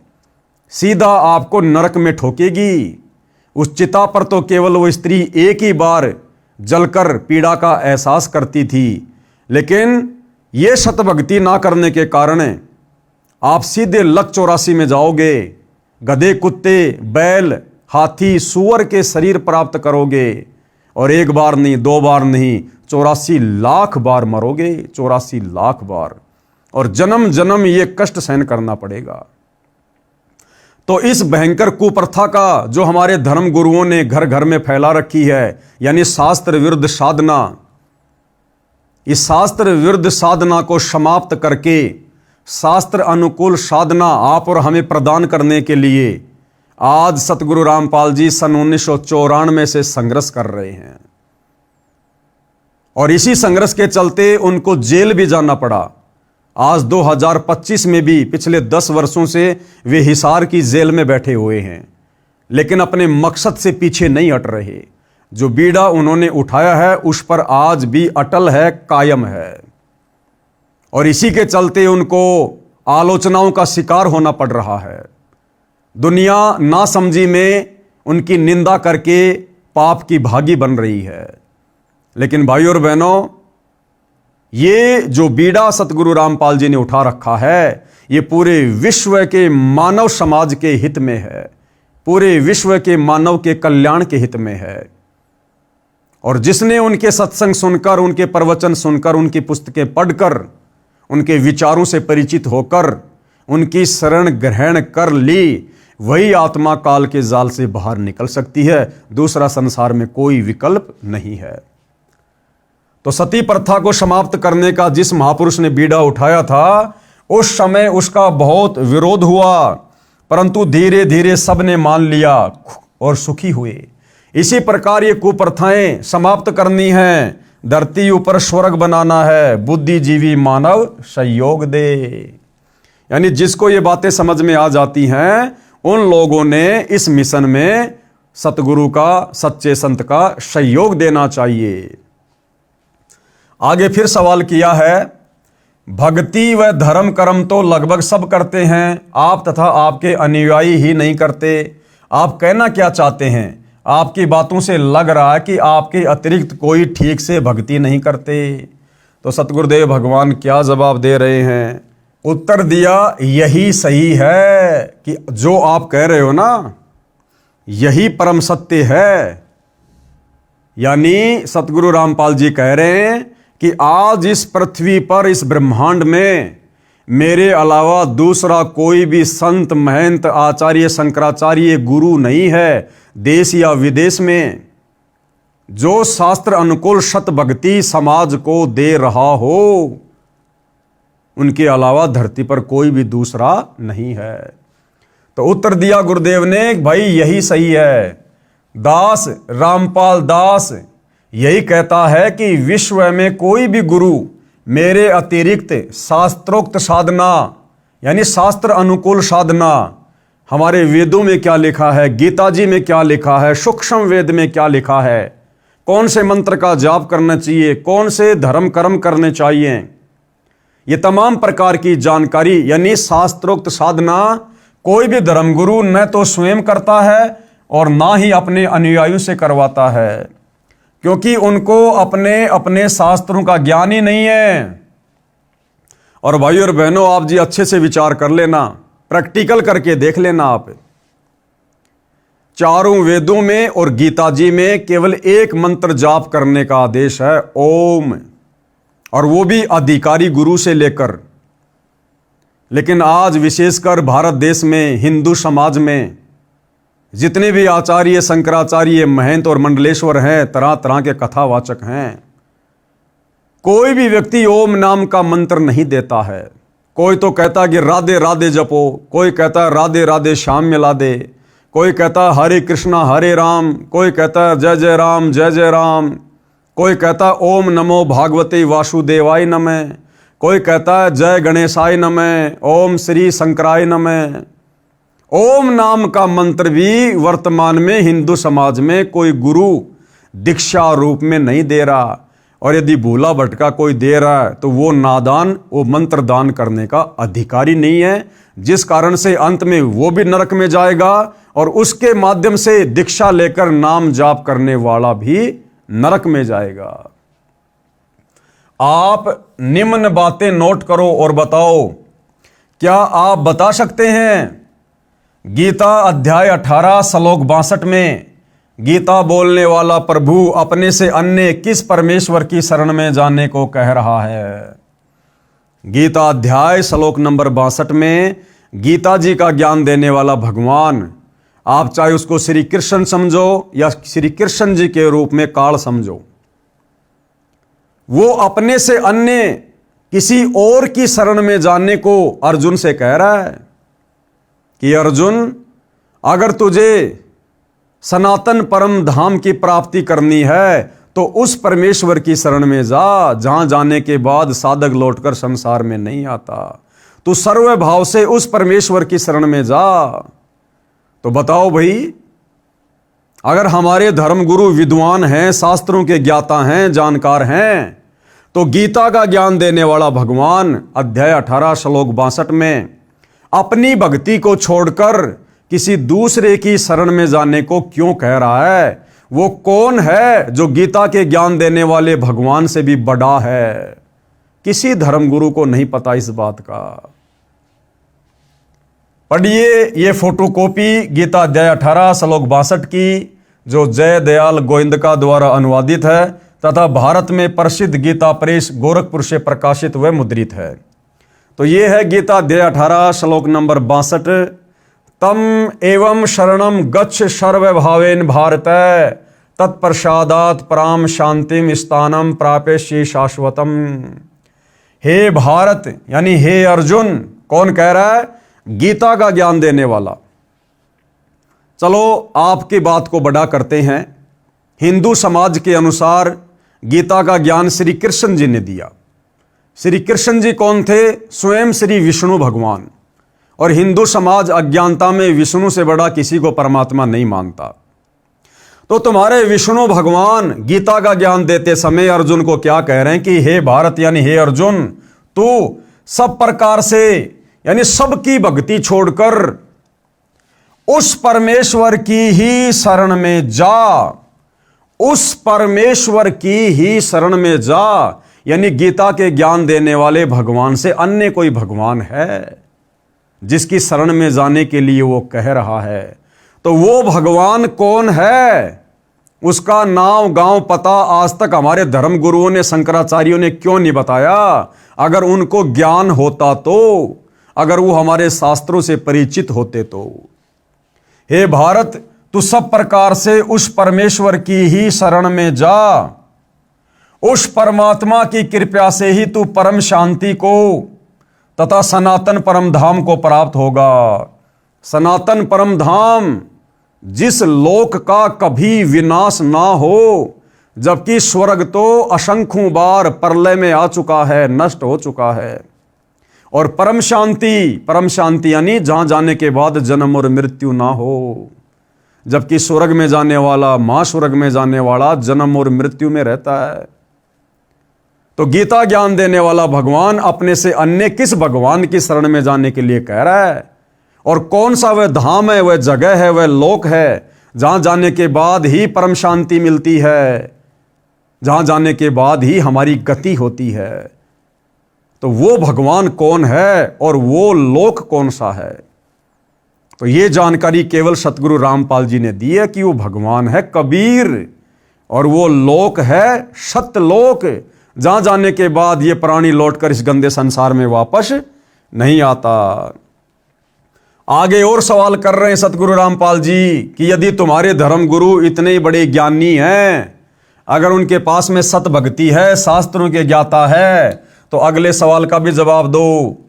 गीता अध्याय 7 श्लोक 29 में गीता ज्ञान देने वाले प्रभु ने कहा है कि जो भगत केवल जरा यानी बुढ़ापे के दुख से तथा मरण यानी मृत्यु के दुख से छूटने के लिए ही प्रयत्नशील हैं, यानी साधना भक्ति करते हैं, वे तत् ब्रह्म यानी उस ब्रह्म यानी गीता अध्याय 18 श्लोक 62 में बताए परमेश्वर को, यानी उस कबीर भगवान को तथा संपूर्ण अध्यात्म ज्ञान यानी तत्व ज्ञान को तथा संपूर्ण कर्मों को जानते हैं, यानी एक लेवा एक देवादूतम वाली कथा जानते हैं। तो बताओ वो तत्व ब्रह्म कौन है जिसको जानने के बाद भगत केवल बुढ़ापे और मृत्यु से पीछा छुटाने के लिए भक्ति करता है? वो तत्व ब्रह्म क्या है जो गीता अध्याय 7 श्लोक नंबर 29 में गीता का ज्ञान देने वाला प्रभु अर्जुन से कह रहा है? वो तत्व ब्रह्म क्या है, कौन है? क्या आज तक हमारे धर्म गुरु आचार्य शंकराचार्य ये विद्वान लोग क्या उस तत्व ब्रह्म का एड्रेस बता पाए, उसका नाम बता पाए? नहीं बता पाए। गीता अध्याय 8 श्लोक 1 में गीता अध्याय 8 श्लोक 1 में अर्जुन ने गीता ज्ञान देने वाले से प्रश्न किया कि किम तत्व ब्रह्म, कि भाई वो तत्व ब्रह्म क्या है? वो तत्व ब्रह्म क्या है जिसके बारे में पता चलने के बाद भगत केवल बुढ़ापे और मृत्यु से बचने के लिए ही प्रयत्न करता है? तो अर्जुन ने सवाल किया गीता अध्याय 8 श्लोक 1 में अर्जुन ने गीता ज्ञान देने वाले से प्रश्न किया कि किम तत्व ब्रह्म, तत्व ब्रह्म क्या है जिसके विषय में आपने गीता अध्याय 7 श्लोक 29 में कहा है? फिर इसका उत्तर गीता ज्ञान बताने वाले भगवान ने आपके अनुसार श्री कृष्ण जी ने गीता जी अध्याय 8 श्लोक नंबर 3 में जवाब दिया और कहा वह परम अक्षर ब्रह्म है।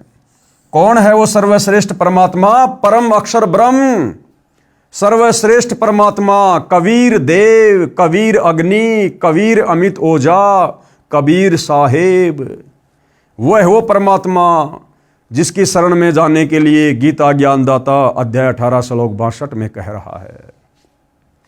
तो हमारे धर्म गुरु आज तक हमारे को क्यों नहीं बता पाए, क्यों नहीं पढ़ा पाए? अगर उनको ज्ञान था तो। फिर इसी प्रसंग को आगे बढ़ाते हुए गीता ज्ञान देने वाले ने गीता के इसी अध्याय 8 श्लोक 5, 7 तथा 8, 9, 10 में स्पष्ट कर दिया है।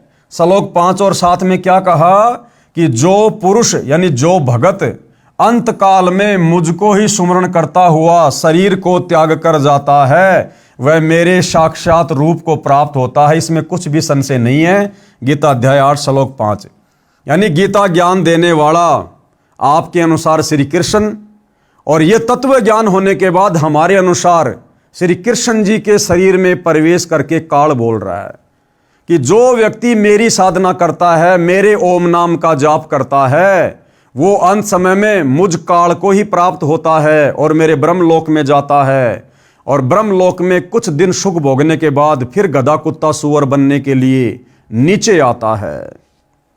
और फिर हे कुंती पुत्र, अंत काल में मनुष्य यानी साधक जिस जिस भी भाव को यानी इष्ट को सुमरण करता हुआ शरीर का त्याग करता है, उस भाव को ही प्राप्त होता है, क्योंकि वह सदा उसी के भाव में भावित हो रहा है। गीता अध्याय 8 श्लोक नंबर 6 कि अंत काल में ये प्राणी जिसको भी अपना इष्ट मानकर उसका सुमरण करता हुआ शरीर छोड़ता है, उसी के लोक में जाता है। तो गीता जी में तो भाई अगर गीता जी के अनुसार भी भक्ति की जाए तो केवल काल तक की भक्ति है, काल तक की, ब्रह्म तक की भक्ति है। इस ब्रह्म का ओम नाम का जाप है। ये खुद गीता अध्याय 8 श्लोक नंबर 13 में कह रहा है कि अर्जुन मेरा तो केवल एक ओम नाम का जाप है। ओम इति एक अक्षर ब्रह्म व्यवहारण माम अनुस्मरण ये परियाति तजन देहम सयाति परमाम गतिम, कि मेरे ओम नाम की साधना अंतिम श्वास तक, शरीर छोड़ते समय तक जो साधक इसका जाप करता है वो मेरे ब्रह्म लोक में जाता है। और फिर गीता अध्याय 8 श्लोक नंबर 16 में कह दिया कि मेरे ब्रह्म लोक में गया हुआ प्राणी भी पुनरावृत्ति में है, यानी जन्म और मरण में है। फिर क्या कहा है? इसलिए हे अर्जुन, तू सब समय में निरंतर मेरा सुमरण कर और युद्ध भी कर। इस प्रकार मुझ में समर्पित भाव से युक्त होकर तू निसंदेह मुझको ही प्राप्त होगा, यानी काल को ही प्राप्त होगा। हे भद्र पुरुष, अब सतगुरु रामपाल जी क्या कह रहे हैं, क्या समझा रहे हैं कि हे सज्जन आदमी, इन उपरोक्त श्लोकों में तो गीता ज्ञान देने वाले ने अपनी भक्ति करने को कहा है जिससे उसी को प्राप्त होता है। फिर गीता अध्याय 8 के ही श्लोक 8, 9, 10 में उस परम अक्षर ब्रह्म की, उस तत्व ब्रह्म की, अपने से अन्य भगवान की भक्ति करने को कहा जिसके विषय में ऊपर बताया गया है। गीता अध्याय 8 श्लोक नंबर 8, 9, 10। ये गीता अध्याय 8 श्लोक नंबर 8, 9, 10 में गीता का ज्ञान देने वाला भगवान अपने से अन्य उस तत्व ब्रह्म, उस परम अक्षर ब्रह्म की भक्ति करने की सलाह दे रहा है। अगर तुम्हारे गीता ज्ञान देने वाले भगवान की भक्ति सर्वश्रेष्ठ होती, अगर गीता ज्ञान देने वाले भगवान की भक्ति से पूर्ण मोक्ष होता, जन्म मरण का झंझट छूटना होता, 84 लाख योनियों के झंझट से जीव आत्मा का बचना होता, तो भला फिर गीता अध्याय 8 श्लोक नंबर 8, 9, 10 में गीता का ज्ञान देने वाला भगवान अपने से अन्य उस परम अक्षर ब्रह्म की शरण में जाकर उसकी भक्ति करने की सलाह क्यों दे रहा है? क्या बताया कभी हमारे धर्मगुरुओं ने, संस्कृत के विद्वानों ने? कभी नहीं बताया। तो क्या खाक के विद्वान थे वो लोग? अब पढ़िएगा गीता अध्याय 8 श्लोक नंबर 8, 9, 10। इसमें क्या लिखा हुआ है? हे पार्थ यानी हे अर्जुन, परमेश्वर के यानी परम अक्षर ब्रह्म के अभ्यास रूप योग से युक्त दूसरी ओर न जाने वाले चित्त से निरंतर चिंतन करता हुआ मनुष्य परम दिव्य परमेश्वर यानी परम अक्षर ब्रह्म को ही प्राप्त होता है। यानी जिसको तत्वदर्शी संत मिल जाता है और जिसको फिर परम अक्षर ब्रह्म की साधना मिल जाती है तत्वदर्शी संत के माध्यम से, फिर वो साधक यदि आजीवन उसी को अपना इष्ट मानकर उसी के भाव में भावित रहता है, हमेशा उसी का गुणगान, उसी का सत्संग, उसी का चिंतन मनन, तो अंत समय में वो उसी दिव्य परम पुरुष यानी परम अक्षर ब्रह्म कबीर साहिब को प्राप्त होता है, यानी सतलोक में चला जाता है। श्रीमान जी ध्यान देना, इस श्लोक नंबर 9 में गीता बोलने वाले प्रभु आपके अनुसार श्री कृष्ण जी ने यह भी स्पष्ट कर दिया कि वही सर्वस्व धातारम यानी सबका धारण पोषण करने वाला है, जो इस प्रकार है। क्या कह रहा गीता ज्ञान देने वाला भगवान गीता अध्याय 8 श्लोक नंबर 9 में कि मेरे से अन्य जो परम दिव्य पुरुष है, परम अक्षर ब्रह्म है, वही तीनों लोकों में प्रवेश करके सबका भरण पोषण करता है, सबका पालन पोषण करता है। उसी ने सारी सृष्टि को रचा है। वही चींटी को कर्ण और हाथी को मण उसकी आवश्यकता के अनुसार देता है। जो अनादि यानी सबसे पहले वाला परमात्मा, सबके नियंता यानी सबको उत्पन्न करने वाला, सबका पालन पोषण करने वाला, सूक्ष्म से अति सूक्ष्म सबके धारण पोषण करने वाले, अचिंत्य स्वरूप सूर्य के सदृश प्रकाशमान, अज्ञान से अति परे शुद्ध सच्चिदानंद घन परमेश्वर का सुमरण करता है। गीता अध्याय 8 श्लोक नंबर 9। वह भक्ति युक्त पुरुष यानी उस परम अक्षर ब्रह्म की साधना करने वाला भक्ति युक्त साधक अंत काल में योग बल से यानी भक्ति की शक्ति से प्राणों को भ्रकुटी के मध्य में अच्छी तरह स्थापित करके यानी सतनाम के सुमरण पर दृढ़ होकर फिर निश्चल मन से यानी बिना किसी चिंता के, बिना किसी टेंशन के, क्योंकि सच्चे सतगुरु के शरण में आने के बाद, तत्व ज्ञान लेने के बाद हम निश्चिंत हो जाते हैं कि हमारी आत्मा का उद्धार होगा, हम सीधे सतलोक जाएंगे। अंत समय में हमारा मन इस तत्व ज्ञान आधार से भटकेगा नहीं। फिर निश्चल मन से सुमरण करता हुआ उस मेरे से अन्य दिव्य पुरुष यानी परम अक्षर ब्रह्म यानी परमेश्वर यानी कबीर देव को ही प्राप्त होता है। हे जेंटलमैन, क्या आपको व आपके धर्मगुरुओं को उस परमेश्वर परम अक्षर ब्रह्म का पता है? वह कौन है जिसकी शरण में जाने से परम शांति तथा सनातन परम धाम यानी सतलोक प्राप्त होता है? तो जेंटलमैन ने क्या कहा?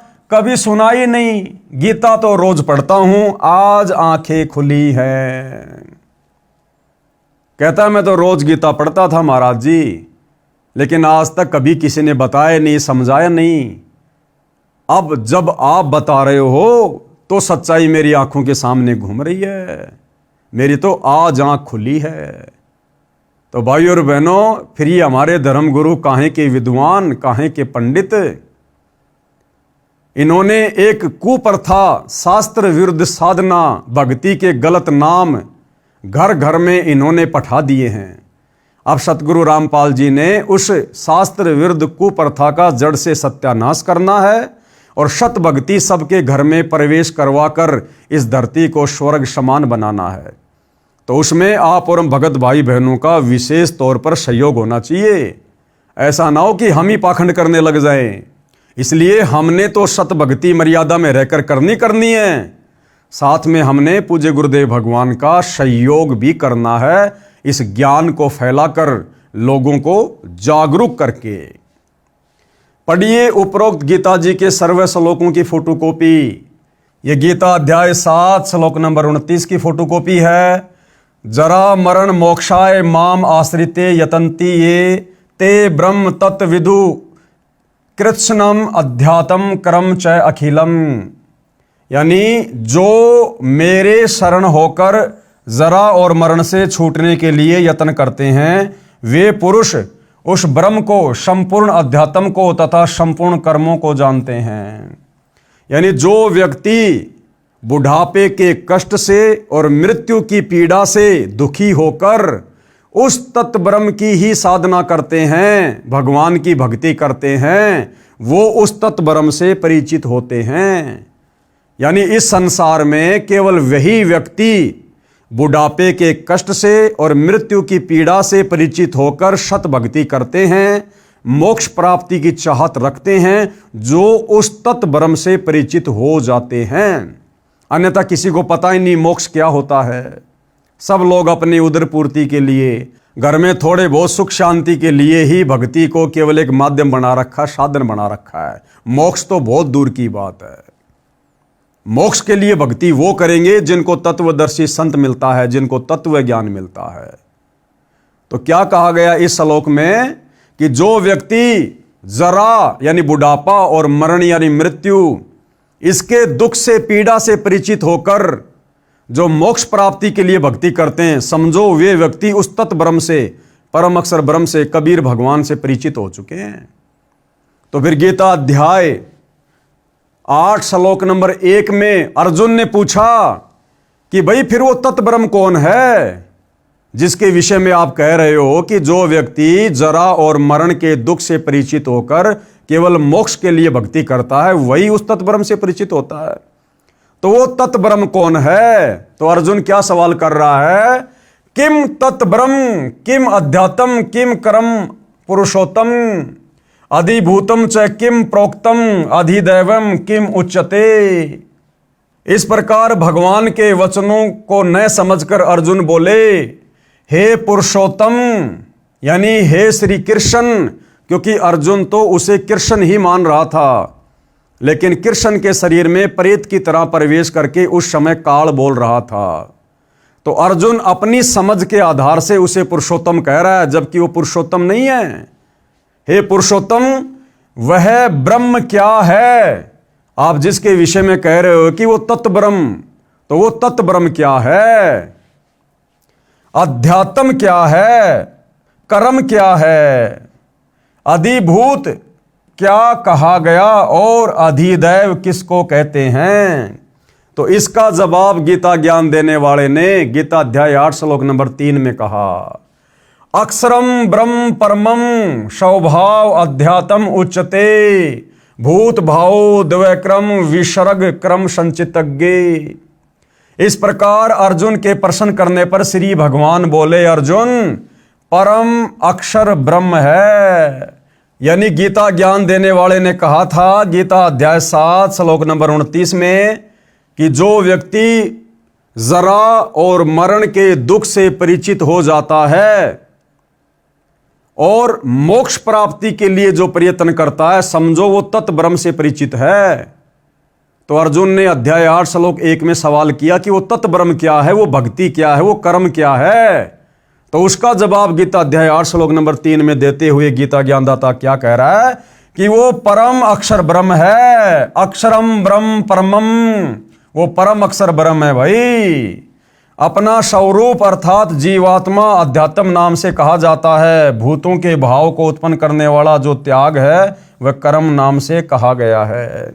यानी अपने से अन्य उस परम अक्षर ब्रह्म दिव्य परमेश्वर कबीर देव के विषय में यहां गीता ज्ञान दानने वाला कह रहा है। फिर गीता अध्याय 8 श्लोक नंबर 5 की फोटोकॉपी। अंत काले च माम एवं शमरन मुक्तवा कलेवरम ये प्रयाति स मद्दावम याति न अस्ति यत्र संशय। जो पुरुष अंत काल में भी मुझको ही सुमरण करता हुआ शरीर को त्याग कर जाता है वह मेरे साक्षात स्वरूप को प्राप्त होता है, इसमें कुछ भी संशय नहीं है। यानी जो अंत समय में ओम नाम का जाप करते हुए इस काल की भक्ति करता है वो अंत में काल को ही प्राप्त होता है, ब्रह्मलोक को प्राप्त होता है। और फिर गीता अध्याय 8 श्लोक 6 की फोटोकॉपी। यम यम व अपि सुमरन भावम त्यजति अंते कलेवरम तम तम एवं एति कौन्ते सदा तदा भवावित। हे कुंती पुत्र, यह मनुष्य अंत काल में जिस जिस भी भाव को सुमरण करता हुआ शरीर का त्याग करता है उसको ही प्राप्त होता है, क्योंकि वह सदा उसी भाव से भावित रहा है। जैसे हम भगत हैं, अब हमें तत्व ज्ञान हो गया गुरुदेव के आशीर्वाद से, हम केवल परम अक्षर ब्रह्म सतगुरु रामपाल जी भगवान की भक्ति करते हैं, उन्हीं की पूजा करते हैं, उनको अपना इष्ट मानकर। क्योंकि कबीर पंथ में जो सच्चा कबीर पंथ होता है उसमें कबीर जी स्वयं ही गुरु बनकर आते हैं। वो परम अक्षर ब्रह्म स्वयं ही सतगुरु होता है और उसी को इष्ट मानकर भक्ति करने से जीव का आत्म कल्याण होता है। तो हम भगत भाई बहन एडी से लेकर चोटी तक मन कर्म वचन से आत्मा से हृदय से अपने गुरु को इष्ट मानकर उनकी पूजा पाठ उनकी भक्ति करते हैं। तो अंत समय में हम उसी नाम का स्मरण करेंगे, गुरु का चिंतन करेंगे, उसी भाव में भावित रहेंगे तो हम उसी के लोक में जाएंगे, यानी सतलोक में जाएंगे। फिर गीता अध्याय 8 श्लोक 7 की फोटोकॉपी। तस्मात् सर्वेषु कालेषु माम अनुस्मरण युद्धे च मयि अर्पित मनोबुद्धि माम एवं यस्यसि असंशयम्। इसलिए हे अर्जुन, तू सब समय में निरंतर मेरा सुमरण और युद्ध भी कर। इस प्रकार मुझ में अर्पण किए हुए मन बुद्धि युक्त होकर तू निसंदेह मुझको ही प्राप्त होगा, यानी काल को प्राप्त होगा। अगर काल की भक्ति करेगा, गीता ज्ञानदाता की, अंत समय में ओम नाम का जाप करेगा तो काल के लोक में जाएगा। गीता अध्याय 8 श्लोक 8 की फोटोकॉपी। अभ्यास योग युक्तेन चेतसा नान्ये गामिना परम पुरुष दिव्यम याति पार्थ अनुचिंतेन। हे पार्थ, हे अर्जुन, ये नियम है कि परमेश्वर के ध्यान के अभ्यास स्वरूप योग से युक्त होकर दूसरी ओर न जाने वाले चित्त से निरंतर चिंतन करता हुआ मनुष्य परम प्रकाश स्वरूप दिव्य पुरुष को अर्थात परमेश्वर को प्राप्त होता है। यानी ये परमात्मा का विधान है कि तत्वदर्शी संत से उपदेश लेने के बाद जो व्यक्ति परम अक्षर ब्रह्म की पूजा करता है, उसी के भाव में भावित रहता है, उसी का सुमरण करता है, उसी का चिंतन करता है, वो अंत काल में उस दिव्य परम पुरुष परमेश्वर परम अक्षर ब्रह्म कबीर देव को ही प्राप्त होता है, यानी वो सतलोक को जाता है। फिर गीता अध्याय 8 श्लोक नंबर 9 की फोटोकॉपी। कवीम, यहां देखो साफ साफ कबीर परमात्मा का नाम लिखा हुआ है। कवीम पुराणम अनुशासितारम अणो अणियासम अनुस्मृतु ये सर्वस्य धातारम अचिंत्य रूपम आदित्य वर्णम तमस प्रशतात। जो पुरुष सर्वज्ञ, पुरुष यानी परमात्मा, सर्वज्ञ यानी सब कुछ जानने वाला, वो कौन है? केवल कबीर देव। कवि यानी परमेश्वर का वेदों में नाम है कवि, कबीर देव। तो कबीर देव के अलावा दूसरा कोई भी ब्रह्मांड में सर्वज्ञ नहीं है। तो गीता अध्याय 8 श्लोक नंबर 9 में सांकेतिक रूप से कबीर परमेश्वर का नाम भी लिखा हुआ है। जो पुरुष सर्वज्ञ, अनादि, सबके नियंता, सूक्ष्म से भी अति सूक्ष्म, सबके धारण पोषण करने वाले, अचिंत्य स्वरूपम, सूर्य के समान सदृश्य, नित्य चेतन प्रकाश रूप और अविद्या से अति परे, यानी जो जगत गुरु है, शुद्ध सच्चिदानंद घन ब्रह्म परमेश्वर का सुमरण करता है। यानी तत्वदर्शी संत से उपदेश लेकर जो कबीर भगवान का सुमरण करता है, उनकी भक्ति करता है। गीता अध्याय 8 श्लोक 10 में क्या बताया है?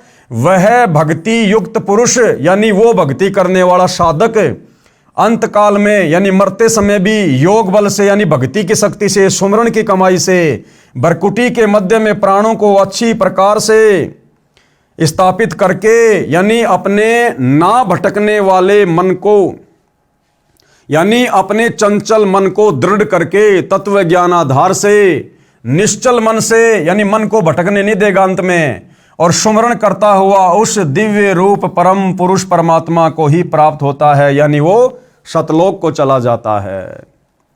गीता बोलने वाला नाशवान है। गीता बोलने वाला कौन?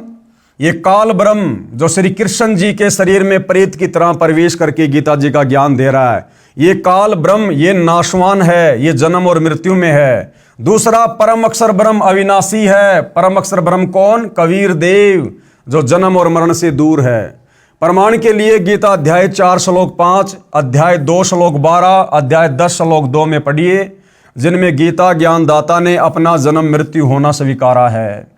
यानी गीता जी का ज्ञान देने वाला ये ब्रह्म, ये काल, ज्योति निरंजन, ब्रह्मा विष्णु महेश का पिता, दुर्गा का पति, ये स्वयं गीता अध्याय 4 श्लोक 5 में, गीता अध्याय 2 श्लोक 12 में, गीता अध्याय 10 श्लोक 2 में खुद स्वीकार करता है कि अर्जुन तेरे और मेरे बहुत जन्म हो चुके हैं, तू नहीं जानता, मैं जानता हूं।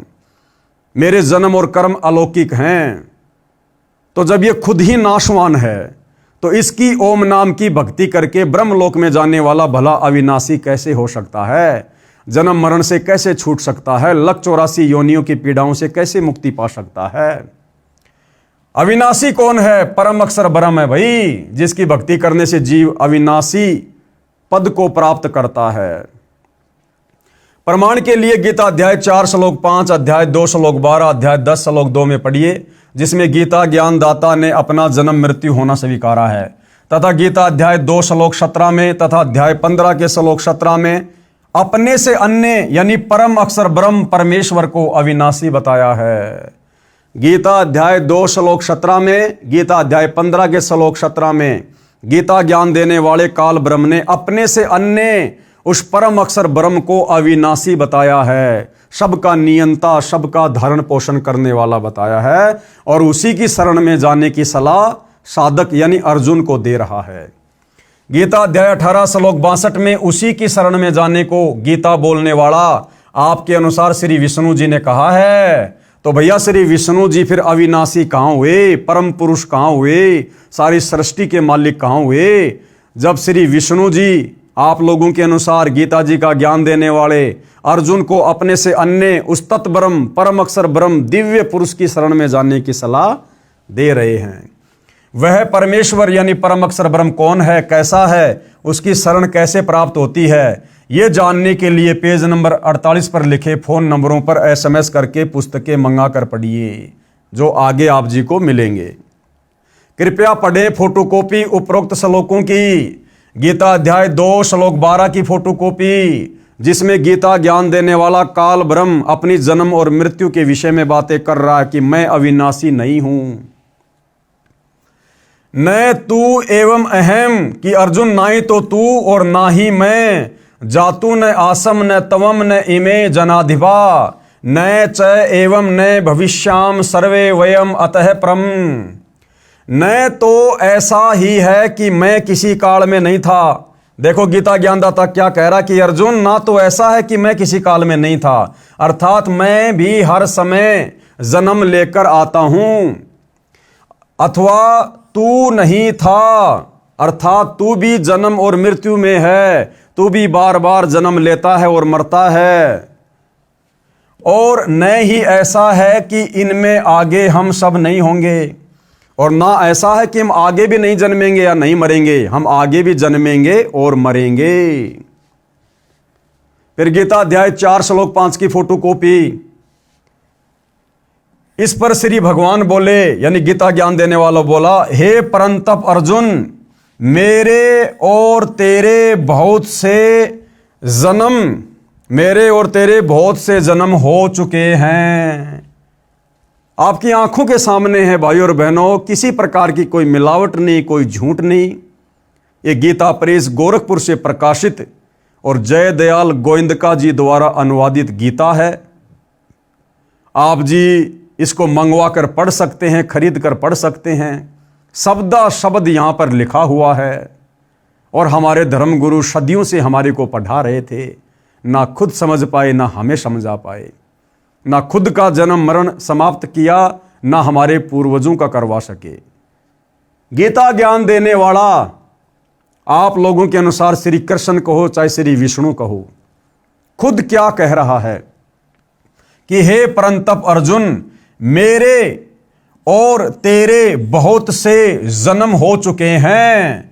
अब भैया जिसका जन्म है उसकी मृत्यु भी है, और जो जन्म और मरण के चक्कर में है वो फिर भगवान कहां हुआ?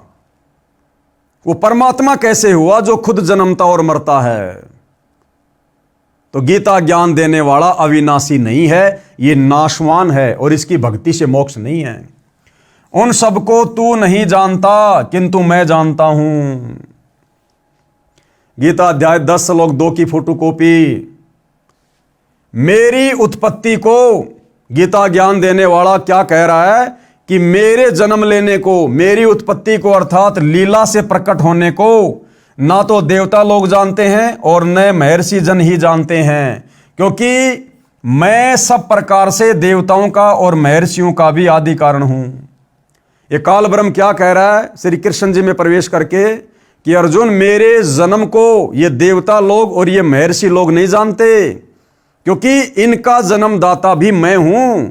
क्योंकि भाइयों और बहनों, ये काल ब्रह्म 21 ब्रह्मांड का स्वामी है, दुर्गा का पति है, ब्रह्मा विष्णु महेश का पिता है, और 21 ब्रह्मांड में पुरुषोत्तम होने के कारण सभी जीव 33 करोड़ देवी देवता ब्रह्मा विष्णु महेश सब इसके अधीन है। इसलिए बेटा कभी अपने बाप की उत्पत्ति नहीं बता सकता। इसलिए ये काल कह रहा है कि मेरी उत्पत्ति को, यानी मेरे जन्म लेने की लीला को, प्रक्रिया को ना तो ये देवता लोग जानते हैं और ना ये महर्षि जन जानते हैं। क्यों? क्योंकि मैं सब प्रकार से देवताओं का और महर्षियों का भी आदि कारण हूं, यानी इनका जन्मदाता भी मैं हूं। लेकिन भैया दादा बता देता सब कुछ। पिता की डेट ऑफ बर्थ को बेटे नहीं बता सकते, लेकिन दादा बता देगा। तो उस कबीर दादा ने आज धरती पर संत रामपाल जी के नाम से प्रकट होकर इन सब की डेट ऑफ बर्थ, इन सब की जन्म और मृत्यु बता डाली है। गीता अध्याय 2 श्लोक नंबर 17 की फोटोकॉपी। अविनाशी तू तत्विधि येन सर्वम इदम ततम विनाशम अव्यक्ष्य अस्य ये कश्चितः कर्तुम अर्हति। नाश रहित तो तू उसको जान जिससे यह संपूर्ण जगत दृश्य वर्ग व्याप्त है। अब वो क्या कह रहा कि भैया मेरी तो जन्म और मृत्यु होती है अर्जुन, फिर अविनाशी कौन है जो जन्म और मरण से परे है? उसके बारे में गीता का ज्ञान देने वाला भगवान कह रहा है, यानी अपने से अन्य भगवान के विषय में, कि नाश रहित। नाश रहित का मतलब होता है जिसका कभी नाश ना हो, कभी मृत्यु ना हो। अविनाशी कि अविनाशी तो उसको जान जिससे यह संपूर्ण जगत व्याप्त है, जिसने सारे संसार की रचना की है, जिसने सृष्टि की रचना की है। अर्जुन, तू अविनाशी तो केवल उसको जान, और वो कौन है? परम अक्षर ब्रह्म, तत् ब्रह्म, कबीर देव। इस अविनाशी का, किसका? कबीर देव का, परम अक्षर ब्रह्म का विनाश करने में कोई भी समर्थ नहीं है, कि उस कबीर भगवान को मारने में संसार में कोई भी समर्थ नहीं है। फिर गीता अध्याय श्लोक 15 की फोटोकॉपी। उत्तम पुरुष तू अन्य परमात्मा इति उदाहरते ये लोग तरम अवश्य विभर्ति अवय ईश्वर। उत्तम पुरुष तो अन्य ही है। उत्तम यानी सर्वश्रेष्ठ और पुरुष यानी परमात्मा। गीता ज्ञान देने वाला कह रहा कि वो तो मेरे से अन्य ही है। उत्तम पुरुष तू अन्य, उत्तम पुरुष यानी भगवान तो अन्य ही है, जो तीनों लोकों में प्रवेश करके सबका धारण पोषण करता है। अविनाशी परमेश्वर और परमात्मा इस प्रकार कहा गया है। क्यों? क्योंकि वो तीनों लोकों में प्रवेश करके सबका धारण पोषण करता है, सारी सृष्टि का पालन पोषण करता है। तो गीता ज्ञानदाता ने बिल्कुल स्पष्ट कर दिया है, क्लियर कर दिया है कि भाई मेरे अलावा पूर्ण परमात्मा कोई और है। मेरे तो जन्म और मृत्यु होती है, मैं अविनाशी नहीं हूं, मैं तो नाशवान हूं। और अर्जुन, मेरी भक्ति करने से जन्म मरण का कष्ट, बुढ़ापे का कष्ट, 84 लाख योनियों का कष्ट समाप्त नहीं हो सकता। अगर तुझे जरा और मरण से मुक्ति चाहिए, सनातन परम धाम को प्राप्त करना है, तो भाई उस परमपिता परमेश्वर की शरण में जा जिसको मारने में कोई भी सक्षम नहीं है। तो भाई और बहनों, ये जानकारी आज तक हमारे को हमारे धर्मगुरु नहीं दे पाए। ये जानकारी आज स्वयं उस परम अक्षर ब्रह्म ने तत्वदर्शी संत का रूप धारण करके, यानी संत रामपाल जी के नाम से धरती पर प्रकट होकर सन 1994 से समाज को देना शुरू की है। और आज उनके ज्ञान को समझकर उनकी शरण ग्रहण करके लाखों की संख्या में लोग वो अद्भुत सुख प्राप्त कर रहे हैं, वो परम शांति का अनुभव कर रहे हैं जो हमने कभी कल्पनाओं में भी नहीं सोची थी। गूढ़ रहस्य गीता का, हे भद्र पुरुष, हिंदू धर्म के धर्मगुरुओं को वेदों व श्रीमद् भगवत गीता का कै ख का भी ज्ञान नहीं है। न ऋषियों को न महर्षियों को ज्ञान था। सर्व धर्मों का, धर्म ग्रंथों का ज्ञान मेरे गुरुदेव स्वामी रामदेवानंद जी महाराज जी के आशीर्वाद से मुझे है। यानी सतगुरु रामपाल जी यहां पर अपने आप को छुपाते हुए, गुरु महिमा को ऊपर रखते हुए अपने गुरुदेव को महत्व दे रहे हैं कि मुझे ये सारा का सारा गूढ़ ज्ञान शास्त्रों का मेरे गुरुदेव स्वामी रामदेवानंद जी से प्राप्त हुआ है। जबकि भाई और बहनों, आप और हमें अच्छे से पता है कि हमारे दादा गुरु यानी आदरणीय रामदेवानंद जी अक्सर ज्ञान युक्त नहीं थे। वो पढ़े लिखे नहीं थे। उन्होंने कभी भी वेद गीता नहीं पढ़ी थी और ना ही उन्होंने कभी संत रामपाल जी को वेद और गीता पढ़ाई। क्योंकि भाई और बहनों, गुरु परंपरा को बनाए रखने के लिए सतगुरु रामपाल जी ने आदरणीय रामदेवानंद जी को गुरु धारण किया था। अन्यथा सतगुरु रामपाल जी स्वयं परम अक्षर ब्रह्म हैं, कबीर देव हैं, गुरुओं के गुरु हैं, जगत गुरु हैं। इन्हें गुरु धारण करने की आवश्यकता नहीं थी। लेकिन गुरु शिष्य परंपरा को बनाए रखने के लिए उन्होंने गुरु धारण किया और अपने गुरु को यहां पर महत्व दे रहे हैं। गुरुदेव जी की कृपा से गीता के गूढ़ रहस्यों को ठीक से समझा है। मेरे को मूल ज्ञान यानी तत्व ज्ञान प्राप्त हुआ है, जिसे सूक्ष्म वेद भी कहा है, जिसके कारण सर्व धर्म शास्त्रों को यथा रूप में जानना सरल हो गया। हिंदू धर्म गुरुओं को तत्व ज्ञान नहीं था, इसलिए अर्थों के अनर्थ कर रखे हैं। प्रमाण देता हूं, ध्यान व धीरज के साथ सुन व देख। अब भाई और बहनों, कौन कौन से वो श्लोक हैं, कौन कौन से वो अध्याय हैं जिनके अर्थों का हमारे धर्म गुरुओं ने अनर्थ कर रखा है तत्व ज्ञान के अभाव में। तो उन तमाम प्रकार के श्लोकों की जानकारी हम इसी पुस्तक धरती ऊपर स्वर्ग के अगले वीडियो में प्राप्त करेंगे। क्योंकि भाइयों और बहनों, ये अध्यात्म है, सदग्रंथों का मूल ज्ञान है, सार ज्ञान है। ये जल्दबाजी में समझ में नहीं आएगा, हड़बड़ी में समझ में नहीं आएगा। इसलिए हम धीरे धीरे इस पुस्तक के ऊपर आगे बढ़ेंगे और जितना हम पढ़ रहे हैं उसको हम समझेंगे, उसके ऊपर हम अमल भी करेंगे। तो भाई और बहनों, इतना समय निकालने का फ़ायदा है। अन्यथा इस कान से सुनकर इस कान से निकाल दोगे, कोई फ़ायदा नहीं होगा। तो आज के वीडियो में गुरुदेव भगवान के आशीर्वाद से केवल इतना ही। अगले वीडियो में हम आगे की जानकारी प्राप्त करेंगे। तब तक के लिए गुरुदेव भगवान हम सबको आज्ञा दे, आशीर्वाद दे, हमें सद्बुद्धि दे। बंदी छोड़ सतगुरु रामपाल जी भगवान की जय हो।